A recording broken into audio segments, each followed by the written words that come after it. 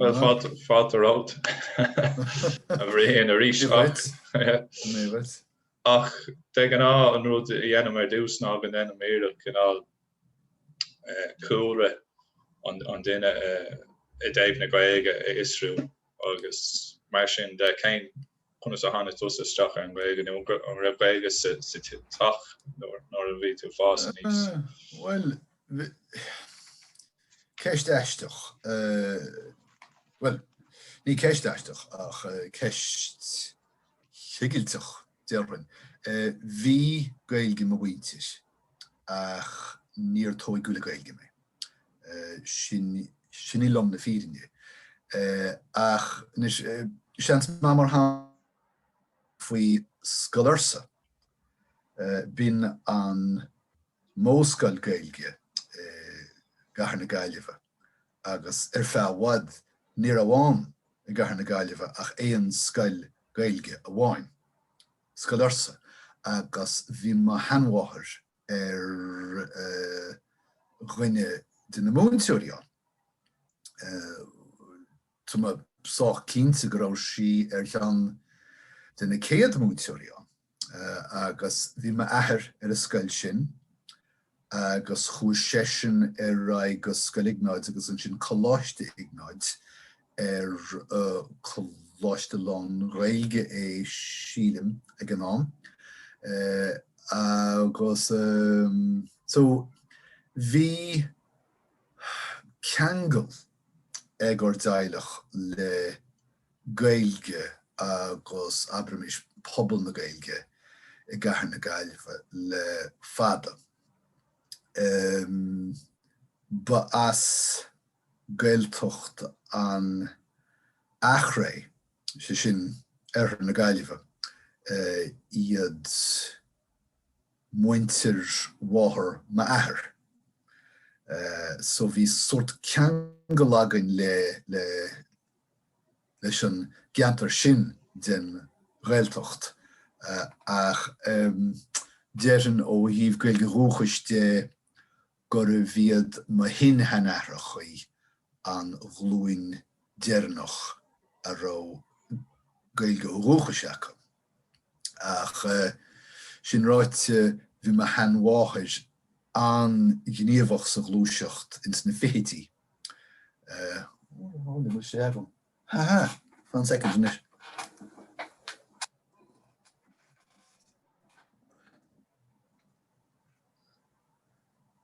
Seo hí a leabhar afrin.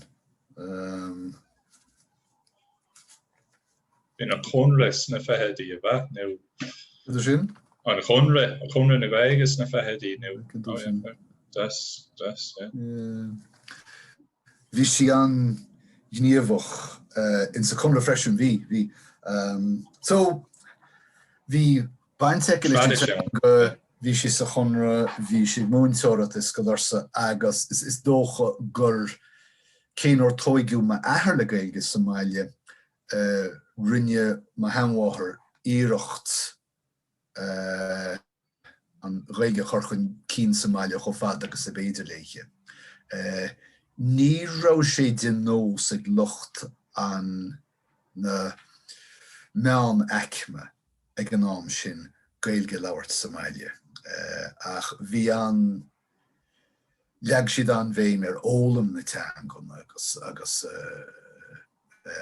agus tuiscinnta bheith hacab ar a teanga.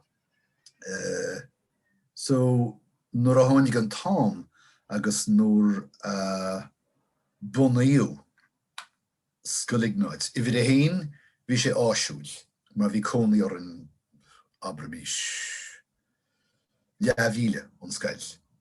Agus I bhí a dó bhí ma athair I géar agamach Gaeilge agam. Agus ní raibh seisean a labhairt mór an Gaeilge líon néachar. So is dócha mar bhallairt sin chuir sé mé síos go Scoil Iognáid.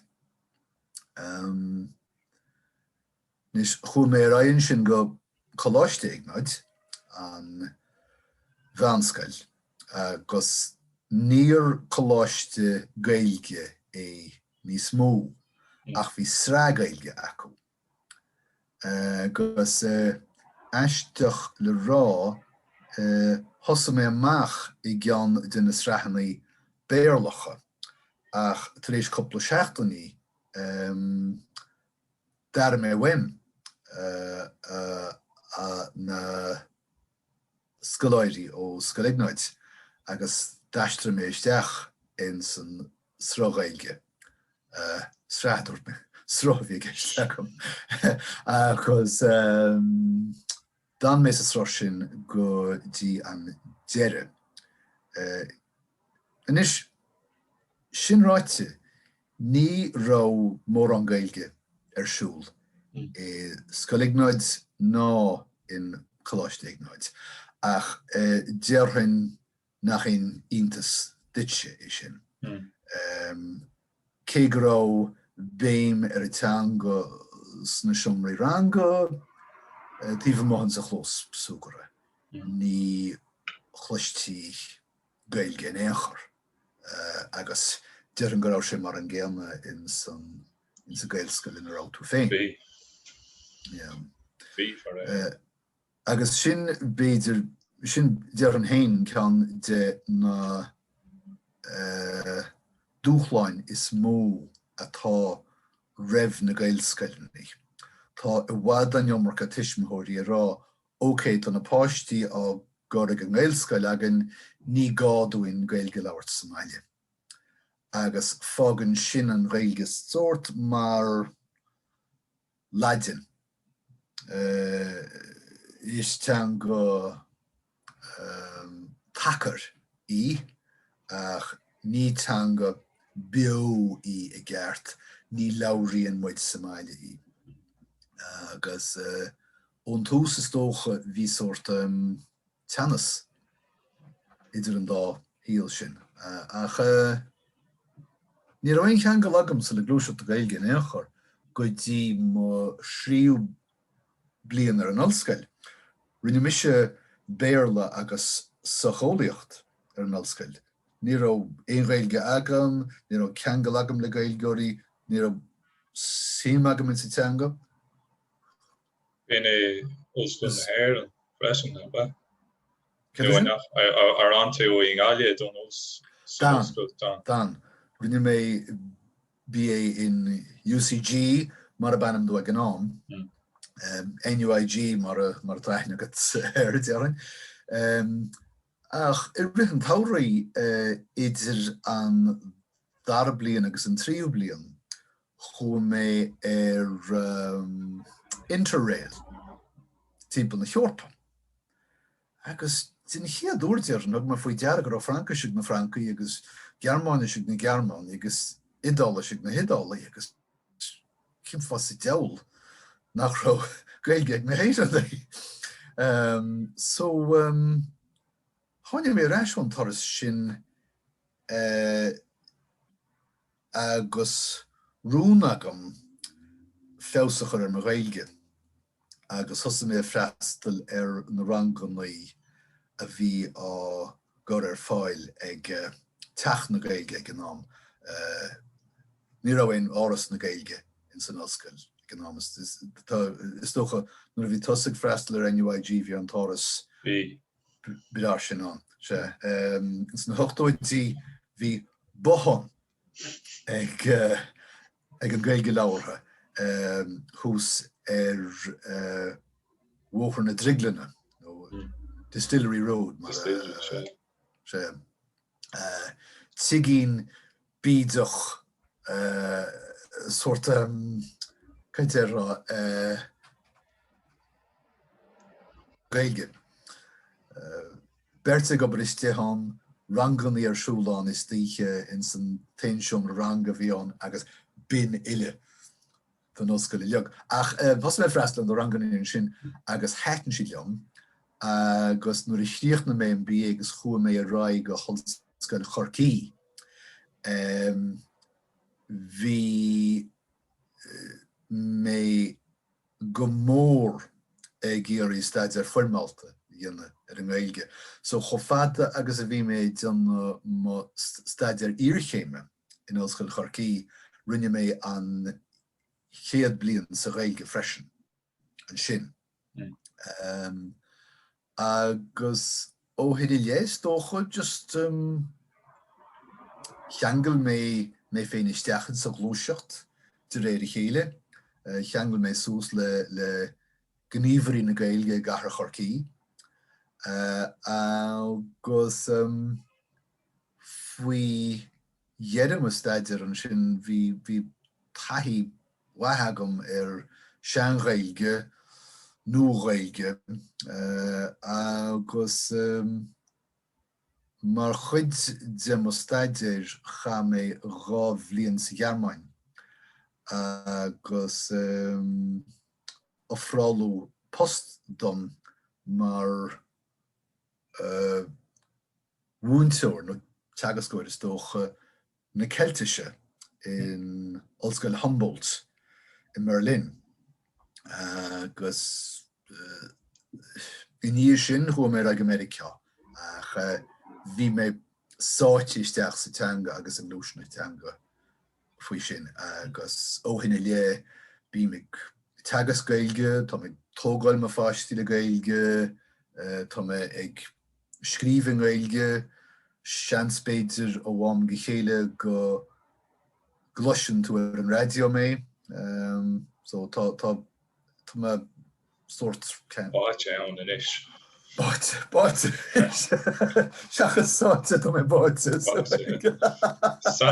in spéisiúil go leú tú an siúncar idirnáisiúnta nóair bhí tú fiasach na teangaí eile an neartha go dárlach sé sin gan an Gaelscolaíocht roimhe sin nó an raibh dárú ann.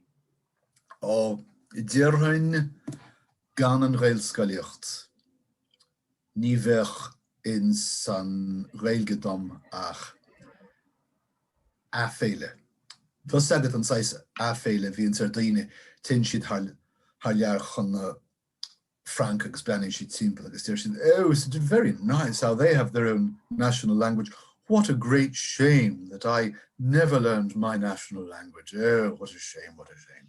Agus an sin din an siad arma there. Ach os rudé go rá antanga agam agus antanga go maithagam ón Gaelscoil. Ní rá a testáil ach Hamala have just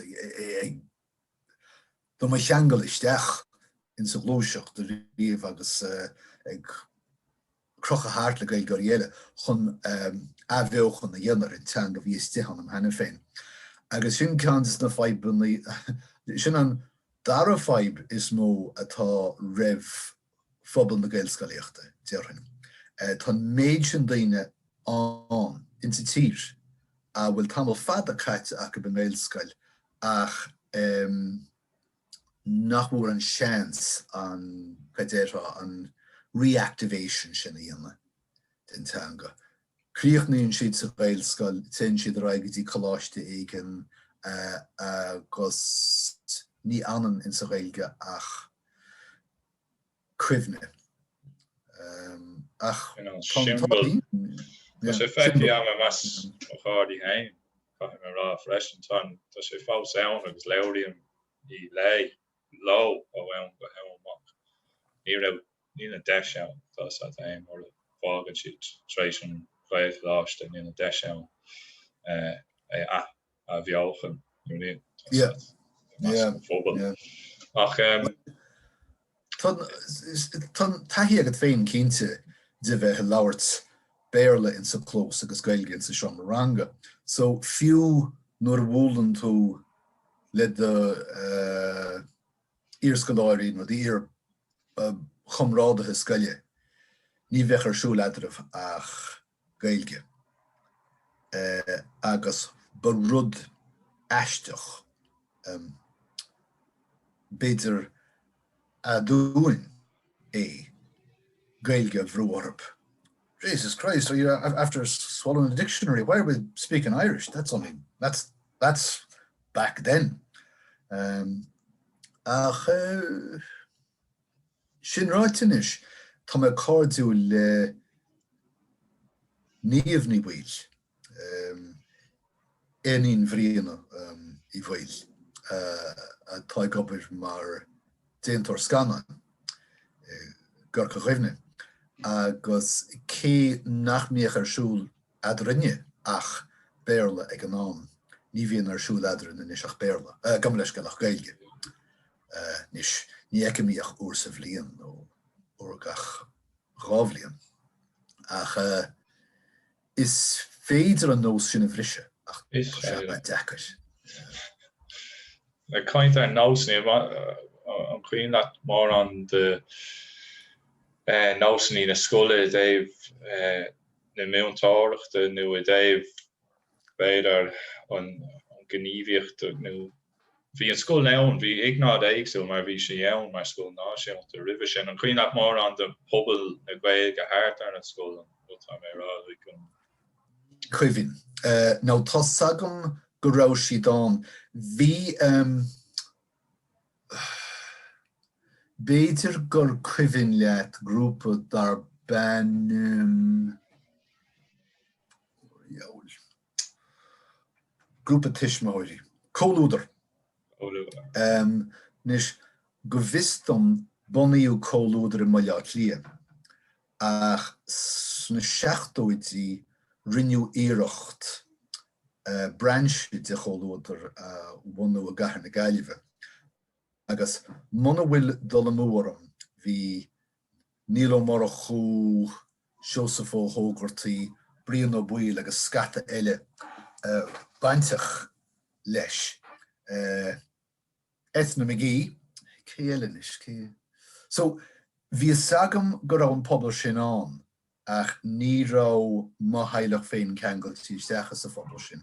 Agus tá mé cínte freisin gur nóir éire leis. Dearchain go raibh an iomorcha persantachtí móra, béidir. Le bheith fírineach níl me omláin cínte conas agus cén fá bunaíú Scoil Iognáid. Tá sagam go raibh Níl Ó Murchú sách lárnachán agus go raibh scata tismaóirí ag géar ach ní hiigim cén fá go raibh na híosánaí chomh an bun Scoil Iognáid ón bhéarla go Gaeilge agus seans féidir gur bhéidir leat ceiste chuir na híosánaí a bhí anna an an. En is tá rítach ab mar fan is.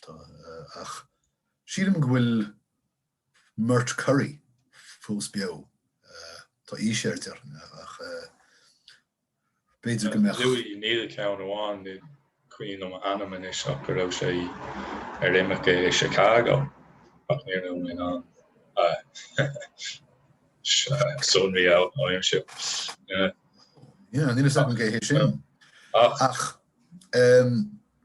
En is go leún tú an cuasaí Gaeilge ón a cuioin leat mar an dó sin nu an raibh nascam ar an teanga agus an Gaeilge an nach raibh. Ó, ní bhí an dárad ceangailte. Bhí fís ag Níl Ó Murchú. Agus an fís a bhí ag agus tá sagam go bhfuil mé rá seo ar hafad, so is cumailim. Ba chosúil go raibh Níl ag géirí an Cathair chorchaigin na scoile atmaisféar felsúnacht na scoile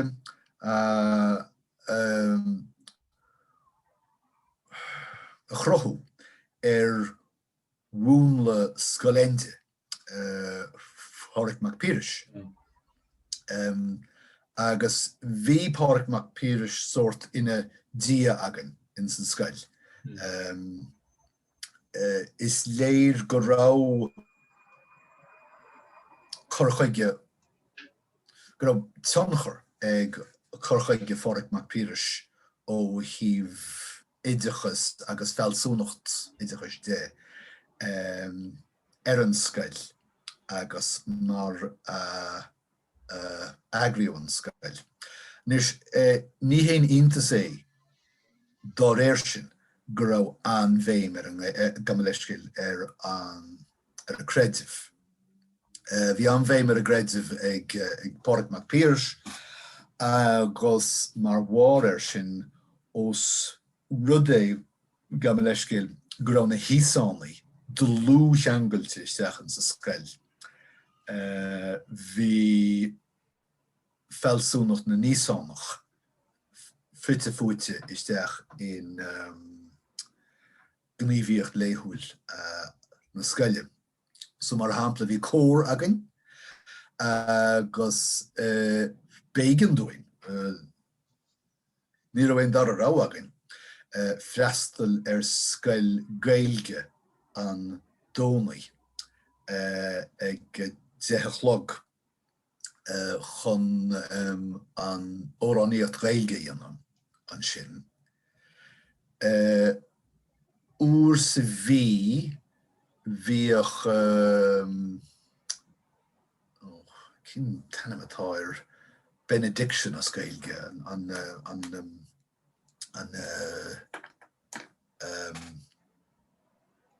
Sharmanus mísúil sin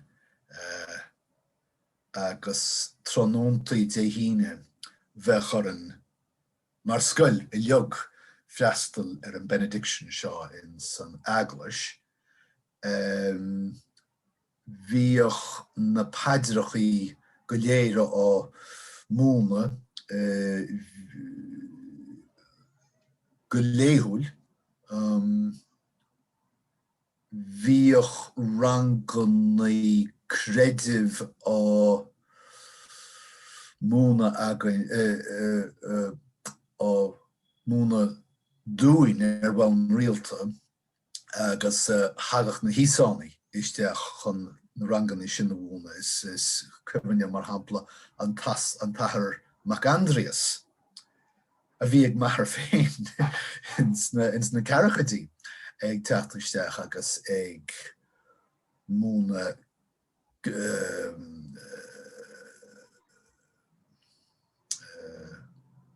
creidimh stócha. So sé, bhí tionchar nach beag ag an chrístíocht atmaisféar na scoile. Bhí. Ceir is fitar am ráfa sin tá stócha. So sé, bhí síl na níosánach agus síl na náltaí fite fúte isteach na chéile. Agus land sé sin a roi an sin is strach sa maith scóil agus... Well, lean, ar nó, mar ba scoil Iosánach is Scoil Iognáid agus ba choláiste Iosánach choláiste Iognáid. Ach, dearhain go raibh scoilt glúine idir na híosánaí. Is cuimhin gur bhíad na sean híosánaí a bhí ceangailte, is mó bhí ceangailte le Scoil Iognáid agus dá sin bhí corchaige soch comadach acab. Ach híosánaí óga bhó a bhí bainteach le choláiste Iognáid agus dá sin fuair cuid bach acab mar hampla tréáil in na Stáit Aontaithe nó thar lear nó in eile agus bhí corchaige an liberálach acu. So cé go raibh creidimh an tábhachtach in sa choláiste bhí an bhéim sort liberation theology agus in a héad acu. Bhí an dearcha liberation theology in na híosánaí leog. Agus go déimhin agus níl mé amagam faoi seo, bhí an bhí cáil choláiste Iognáid gCathair na Gaillimhe mar an scoil ba liberálaí sa Cathair. Cos dá réir hí na trendies I leog ag iarr na páistí a chur ag Scoil Iognáid. Agus sílim gur bhí na trendies bhil an choláiste. Mar go toban bhí an bhéim acadólacht agus pointí áil in san náir teist agus oh yes, the Irish is very important, but you know, it is more important to get on, you know. Highly unspirited. Highly unspirited. An Queen that on the road was Nishka there to Shane's more important to get on. Queen that on the road on LFM and Language Freedom Movement folks a car a lot of seachas Scoil and Shane no road she dimi. No no road daoine mar sin hard to be a geardy was that Jesus, the Cathair Gaillimhe ag chorthar muile daoine ar ó dearcha an LFM acu. Sílim gur bhé deireadh na seachtóidí búgfointe an LFM. Cénach bhfuil mé cínte. Ach is léir domsan is gur bhíad na seachtóidí ísfointe na Gaeilge in éireann. Bhí an teanga le cíle srá agus seachtó sílim cuireadh deireadh leis an riachtanas Gaeilge in sa Stát Seirbhís. Chomh isteach in san cóphobal orpach gan éon stádas ar bithig an Gaeilge agus dír éire ar a cóphobal orpach gan stádas effigiúil a chóirt don teanga. Sin an rud bhreagadtí. Go mbeidh mhaolú déantar agus níl an mhaolú ach. Ba iad éire bhó a bhí ag géaraí an Gaeilge bhile sílim. Agus sin is sean scéal, we are our own worst enemies. So sé ní rá mór an measa ar a teanga in sa Cathair. Agus ní labhrófaí an teanga tíomh muid in Scoil. Agus dá labhrófaí go rófeibli. Tíomh muid de couple of focail ag common fína fáil nó go bé Jóha Rebel why are you speaking that old language? Would you ever fuck off back to the Gaeltacht? Fuck off, get out of here. Nus tá dearca sin muolathe beganín idir an dálín sílim fós féin bhfuil Cathair na Gaillimhe suirt ar an inol ó híomh dearca teangante. Go háide I measc na trendies tá ag bugaisteach in san áit. Ní gá ach bleanna mar hampla ar an Galway Arts Centre. Ní churthar muí le an gná sort, you know, wine coolers at 7 p.m. after the exhibition at the Galway Arts Centre. So if I get on fail a fresh and fehe on Galway fehe well, sin seandarca ach Tíorhann sé agus mé smuoinear sin hiig siad hiig dram fiche go méchorb ar a leith lip service a chóirt. Na ochtóidí agus na seachtóidí ní thiúrfaí fiú sin. So agus sílim gur bé fás na Gaelscolaíochta faoi deara an dearcha nó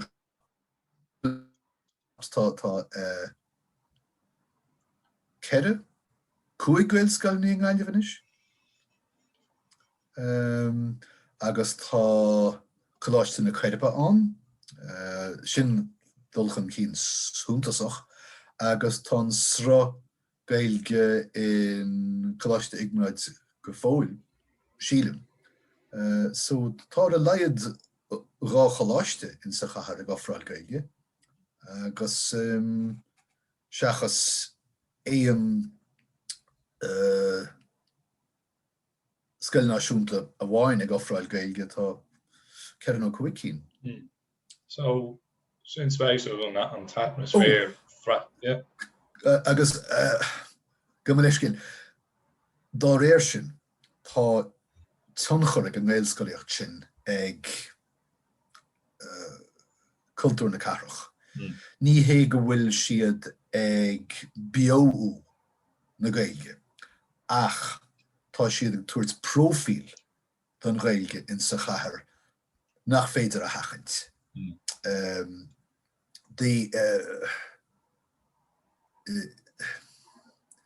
Tá pobl chathair na Gaeilge níos fesaí ar I teangail leis nó mar a bhídís, agus ní cheanglíonn siad go huile agus go hiomlán leis an Gaeltacht níos mó, tuigeann siad go bhfuil an Gaeilge in úsáid, fiú man bhfuil sin úsáid a bháin mar hanga scoile in sa chathair féin. Spéisiú an t-atmaisféar sin a measc an phobal. An chin leat mar an de bheann lucht na cuachta nó lucht na políteachta ag an am sna ochtóidí eile na scoile nó eile na Gaelscolaíochta. Cáileoirí áitiúla nó políteoirí áitiúla nó roiin fiú. Ba iad na seachtóidí buaic foiinte na Gaeltachta Gunamara leith.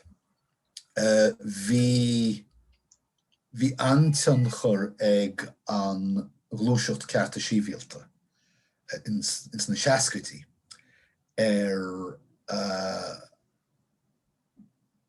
hiiscint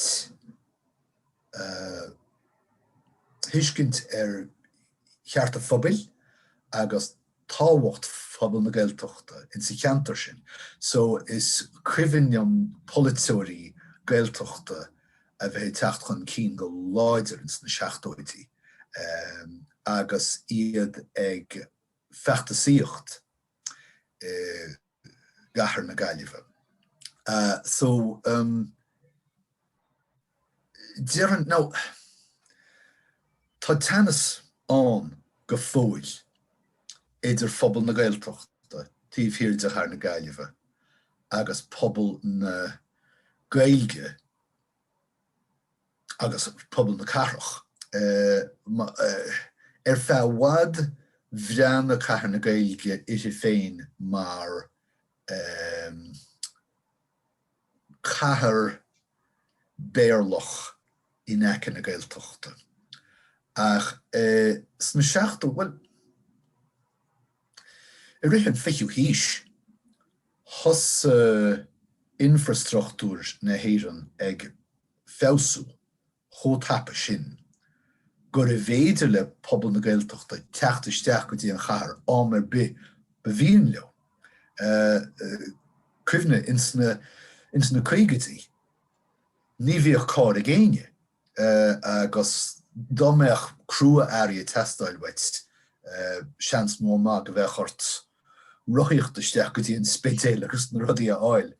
Ach idir an dálín tá cáir ag gachéine agus is féidir tomáintisteach go chathair na Gaillimhe agus do chuid siopadóireachta a dhéanana ins na hollmhargaíonn sin. So tá pobl na Gaeltachta níos feiceálaí in sa chathair ó na seachtóidí le. Agus dá réir sin sílim daithrí mewn na Cathairach ó colonial outpost go dtí chathair ilchultúra, níl is agam. Spéis, So, glacú níos réie le pobl na Gaeltocht agus leis teanga í féin, mar is dócha hig pobl na Cathair den chéadúir. Tá Gaeltocht seo an, tá sé necalín agus tá muid ag freistáilise. Spéis, sin spéis na nascaní leon tú. Beidir na nascaní a hánig chun cín an na seachtóidí a roi de war cuasí taistas mar sin de agus ceann rudí a wacha mé hain sna faointí ná go mbeadh ná go raibh i go leor sna Gaelscolaíochta san Iardhalta bhí miltóirí Gaeltachta ann chuoin leat cén an miltóirí a bhí ar scoil. Cínte. Múntóidí, well, hála i gúnaí go raibh meascán múntóiríons na scoilní. Bhí meascán idir múntóirí Iardhalta agus múntóirí Gaeltachta in Scoil Iorsa, agus bhí meascán céanna an i Scoil Iognáid. Bhí múntóir Gaeltachta bháin agam ranga dó ach ní cuimhin mí. Bhean inín nó breathnach an tainna a bhíris, an tainna a séidir marrá. Ba fear Gaeltachta é an túsal perséil sílim. Ach níor múntóirí Gaeltachta iad na múntóirí eile.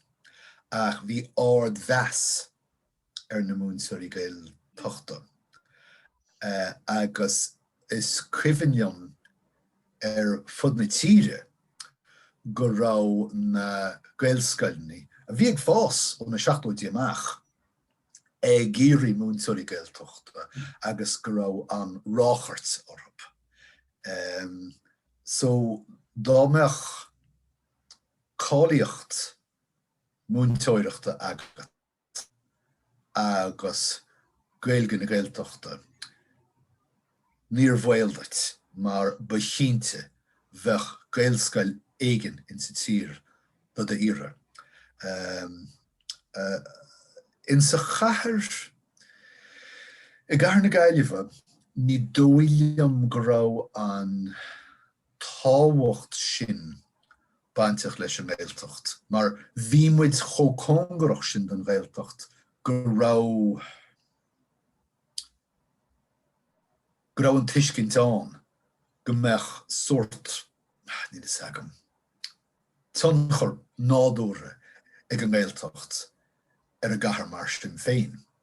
Ach in áit sanna cosúile tálacht, seans mór maith gur bhí an múntóir Gaeltachta an taon cainteoir dúchais Gaeilge deacach páiste a riamh. Ach in Cathair na Gaillimhe ní raibh an deacracht sin an, mar bhí pobl na Gaeltocht ar fud na háite. Spéis. Spéis ó this.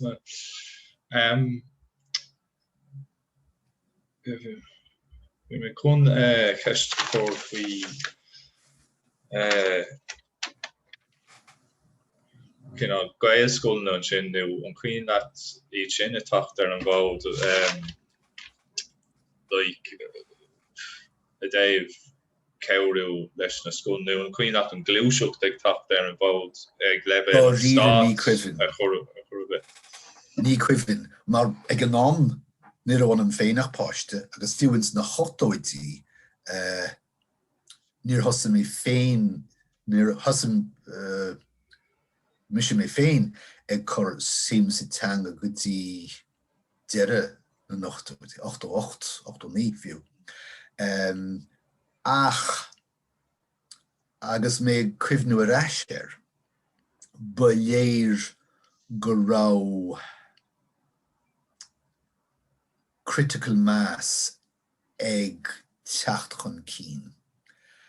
So mar hampla bhí caint sílim ag deire na seascaidí tús na seachtóidí deire a chur leis an chomórtas drámaíocht Gaeilge a bhíoch scoile in na scoilní. Ach le fás glúiseacht na ngaelscolaíocht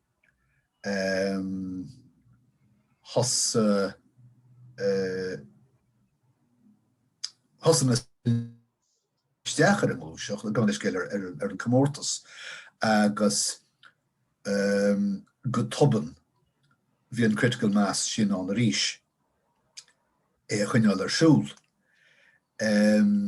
Bhí an bhéims na seachtóidí agus na ochtóidí ar chomórtas díospóireachta Gaillimhe ins na choláistí Gaeilge, seans mór mabar gur cuimhin féiniad cibé amar tú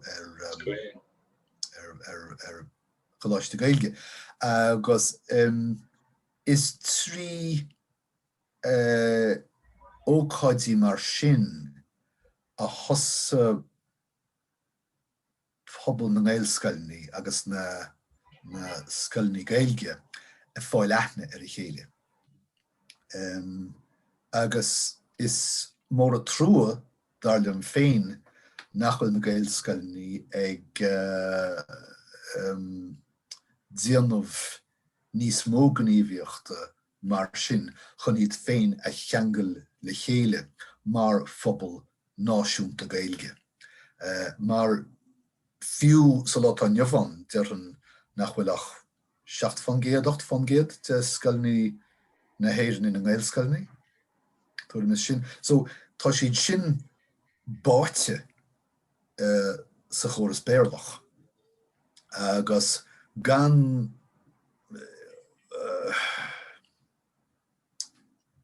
cúne dóibh féin a dhear amach. Ní bhaidh siad an ananas dóibh féin a chrothú. Caithfar sin dhéanamh sin.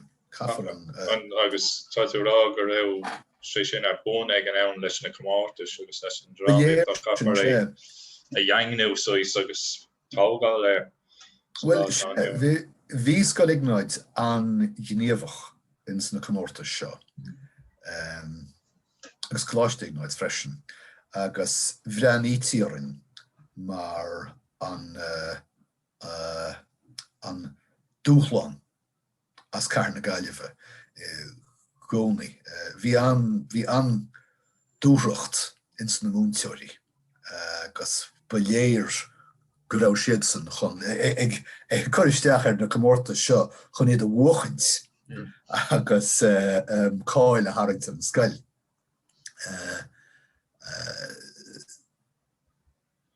So sé bhí ní bháin go raibh béim ar na comórtas seo, bhí Scoil Iognáid ag gíre í féin a cheangal isteach in san chóras náisiúnta Gaeilge. Agus dúla rá cúsaí idirnáisiúnta bhéidir an is an raibh sé rá luath an trá sin mar feicim's na scoilní ar bhéil a tháinig na ópairí bhí rudí bainteach leis an ár agus héidí sé Fortní chuig an Britán nó Bratan Leog agus an raibh bhfuil a héad sin ann. No, chuann sé sin fearg ar go fóil. Bhí gníomhairí Gaeilge na Cathairach tríis chóras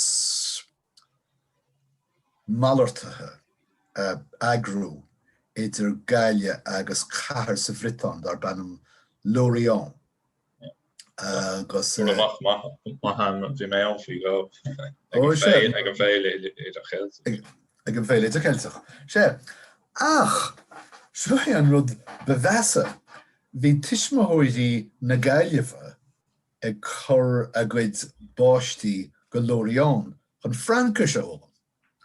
Agus bhí tuismitheoirí Lórián ag chur a báistí go Gailge chun Béarla a ólam. Agus rinneú dearmad omláin ar an Gaeilge agus an Britáis. Seans cáilte go thomláin. Agus ina áit bhainne siad chóras a bhí go thomláin cólínach Kein blian bhí a gastan sin blian. Thosa an scéim seo idir Gailge agus Lóriáns na seachtóidí. Agus lean sé ra go tréan na ochtóidí agus níl sagam sé siúl go fóil. Bhí Scoil Iognáid páirteach ann. Ó nó níthe bhí ceangal éadrom idir na scoilní agus an drám seo. Ach sílam gur ascar an scéim málartathe seo ó gníomhairí éagsúla. Bhí lead dar bannam cuimhin ó maidín Kevin Madden a bhí an gníomhach in san rud seo. Bhí ceangal aige leis an conra freisin agus béidir go rá ceangal aige le an conra Celtach. Má chúla tú trácht riomh a conra Tá mé mar bhéil na conra Celtach. Baintear, right. Ní heáin gar an conra bhí an bhéidir an chomh Celtach. Sé, níl sagam an rá si dróthas de riomh leis. Mar ní bheith an conra Celtach sásta béle fórchan céin sa Britain nó Pléitear. Súil agam ná. No, well, na lead seo leog agus níos tá sagad go raibh mé caint couple uair an sin faoine trendies. Bhí pobl mór náneachmach i Gailge a rá Gailge go leiscil a rá Gailge tábhachtdóibh mar thiombail. Ach nach rá Gailge tábhachtdóibh de éon rud eile. Agus bhí mé caint the importance of getting on agus le héad. Bhí an drám seo ag géar go mór a gcuid páistí bhrúará agus mar sin cholú agus a chonig siad go raibh scéim agrú na páistí a chur amach a ré taurí go dtí Lórián. Cheangal siad é seo agus Frankis seachas an Bhritán agus Británis. Agus is cínta go raibh na tuismitheoirí in Lórián ag smaoinemh rud céanna. Jeepers is féidir na páistí a chur ará go héideann agus fólamóid siad béarláán.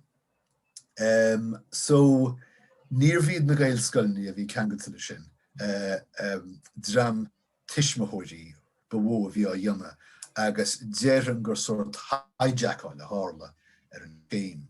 Thosa sé amach mar scéim málartathe Celtach. Ach idir an dálín tháinig terma dúsáidsan fan na tuismitheoirí seo snobs, fuair siad san seileh ar a scéim agus scéim Frankis béarla rinneú de seachas scéim idir Celtach. So cinná tucht a rá déire níos cúpla ceist fáci am an raibh tú fiasach ar glúisiúchtaí eile sóisialta nó idé-eolaíochta thart trá le héadí educate together nó na scoilní sin a raibh siad an ann an trá sin an raibh páistí ag freastal ar na scoilní. Idir chreidfog sin. Bhí mis mé féin ar réamh Scoil scéim an Frankis nó Germanis ar Montessori, go dtí Maria Montessori. Bhí mé héin ar Scoil Montessori ar feadh bliain, ach ní raibh educate together on again. No way. Gcathair na Gaillimhe. Ní raibh. No, bhí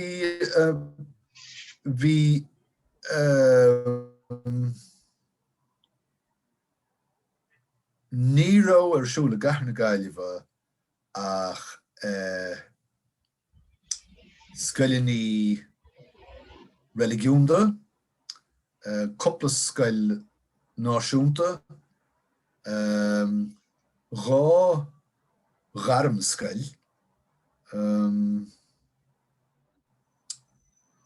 jeepers, sinna méid, sin?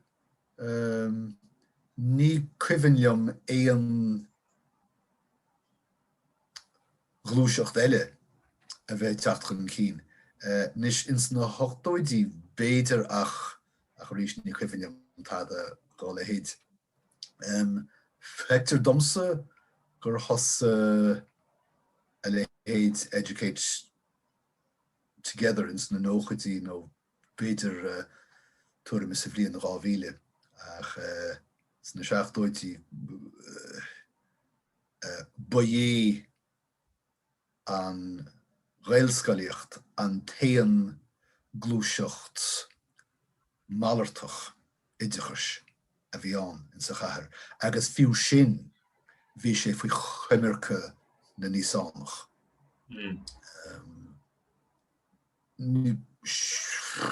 No, sin ráite, bunaíú choláiste na creidib na nóchatí sílim. Agus rís bhí níl an morchú an gníomhach manú na scoile sin, agus go bhiste níl ceangal ar bithe choláiste na creidibbe le haglas ar bith. So, ach... So, kinda ceist déanach is tócha liú tú, well is léir ó bheith leabhart leat gfuil pobal na Gaeilge le smuointe gheartaí na scoile tábhacht agus tócha céin tábhacht atá ag an Gaeilge gcuireanna duit agus an Gaelscolaíocht cá líonn sé sin isteach sa scoil.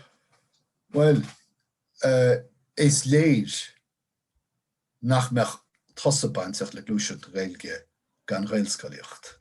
Agus is léir nach meach mise bainteach le glúiseacht na Gaeilge gan Gaelscolaíocht. Agus is léir nach meach Gaelscolaíocht an ach a bháin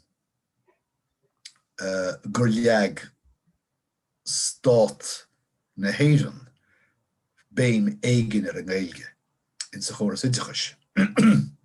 Agus fiú má bhreaníonn tú ar na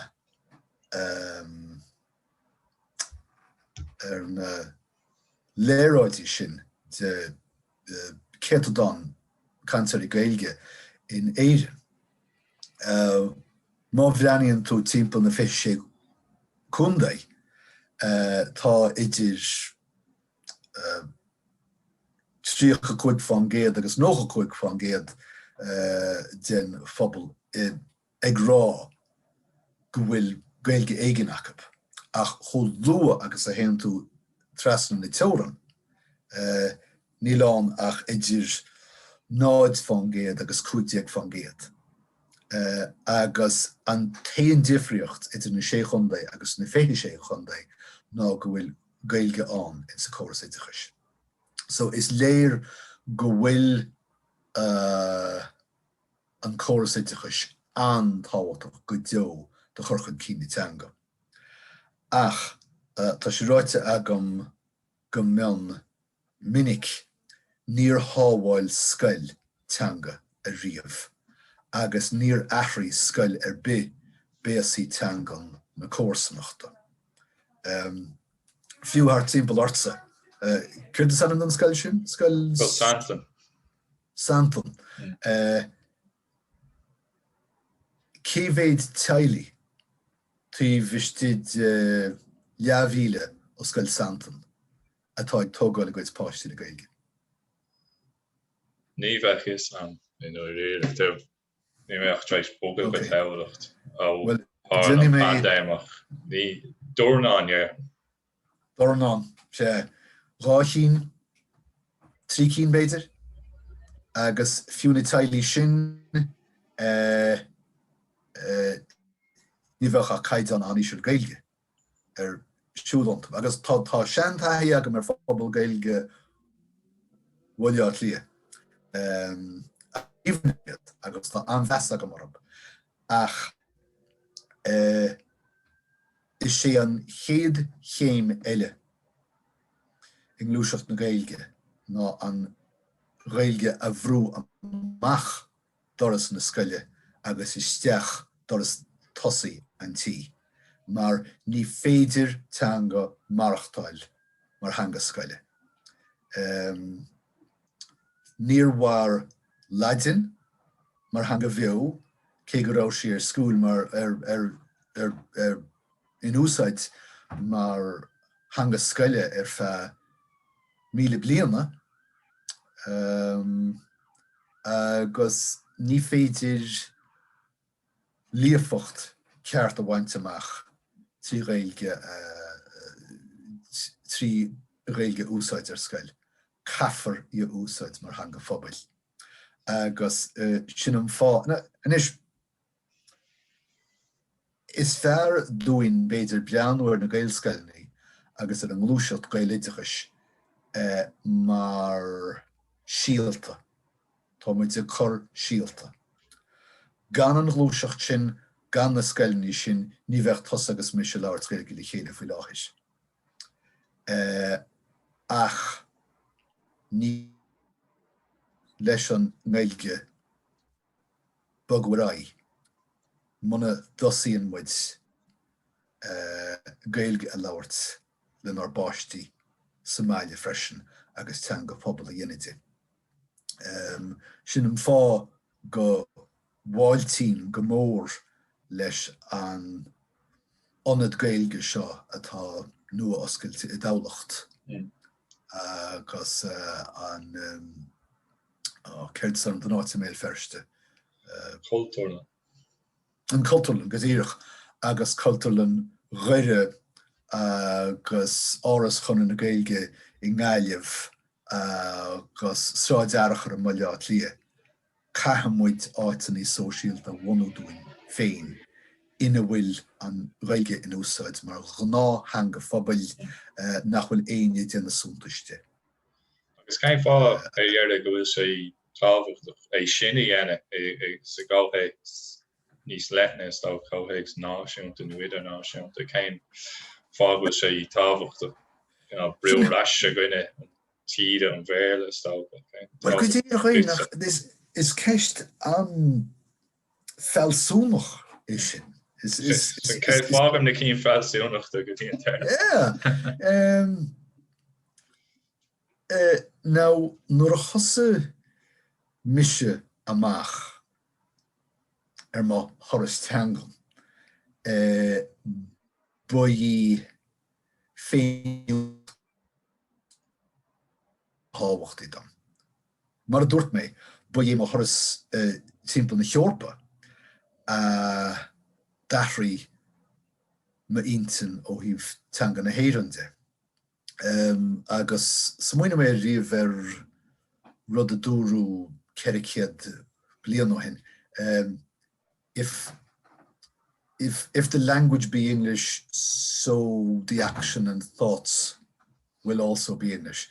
Idir an dálín níl me go thomláin cínte gur bon an teanga agus féiniúlacht ach sin mar a thosa mé amach. Ní eicim in éidirn bhéarlach ach tír Angla éireannach.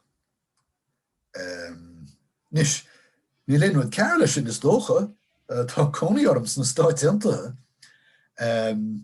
ach sílam go mar shrua dá gáilthach éire an taon rud in náríide dheileálan ón fahach an le éireannach seo. Agus támuid ag snáfin a asa, tá sagam sin, ach agus idir an dálín tá aire I bhfad níos réchúsí ó híh féinniú de.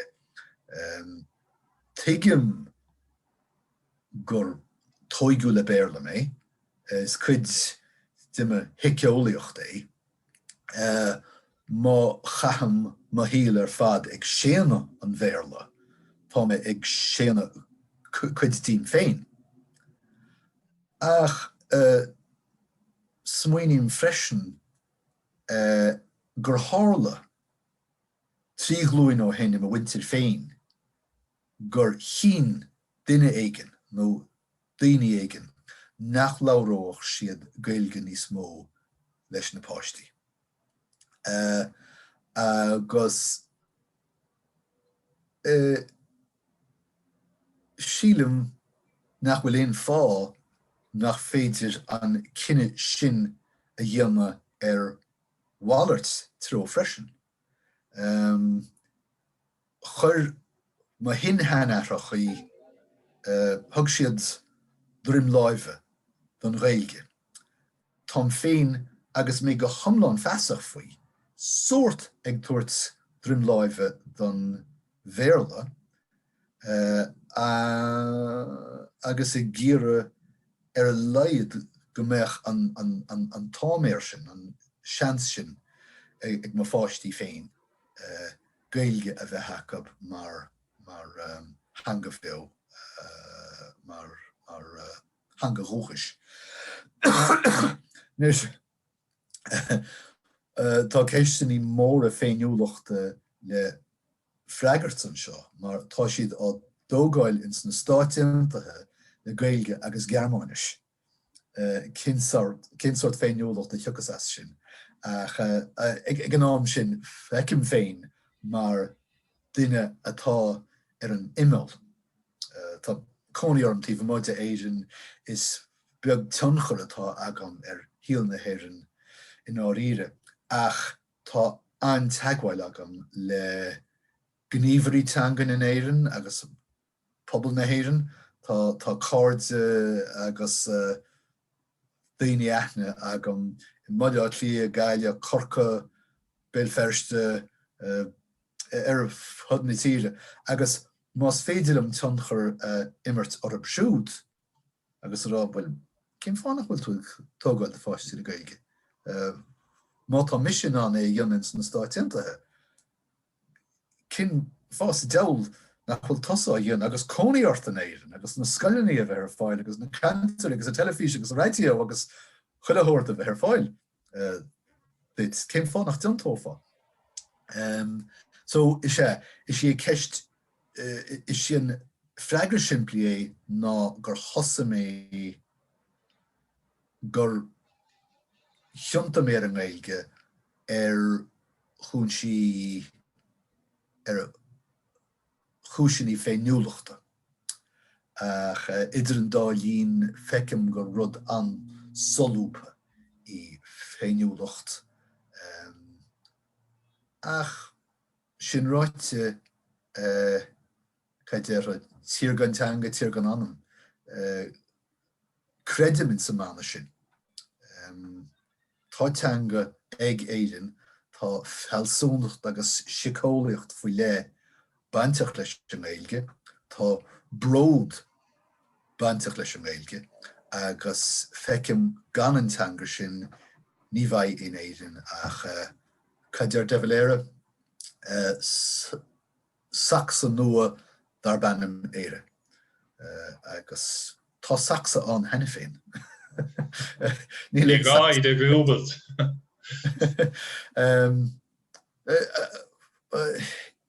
Inis cá mé rá gur beagorm í mar hir ach smuoinim ar Israel I gcónaí.